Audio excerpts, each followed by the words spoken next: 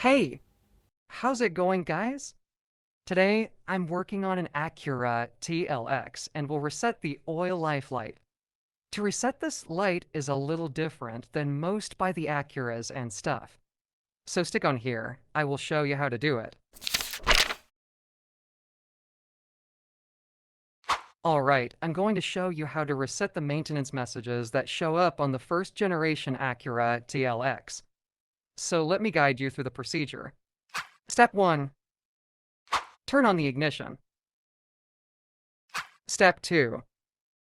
Use the scroll wheel on the right of the steering wheel and scroll down until you get to where it says Vehicle Settings and press the wheel to enter. Step 3. Next, you scroll down all the way until it says Maintenance Info and select it. Step 4. Now, it says Maintenance Reset Service, the default is canceled. So you scroll down to highlight Reset and select it, and it will say Reset Completed.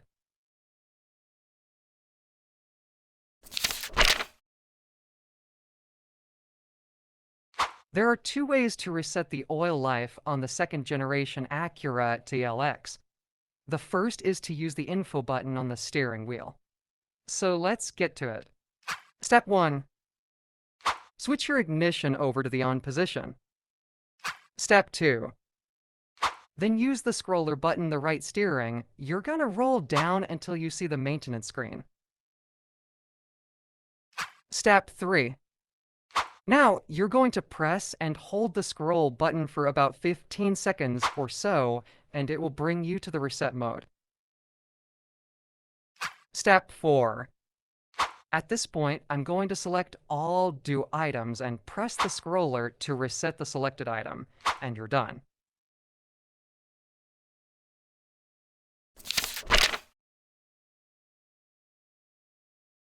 The second way is to go to the multimedia display screen in the center and move around using the touchpad on the center console. So, let's get right to work. Step 1.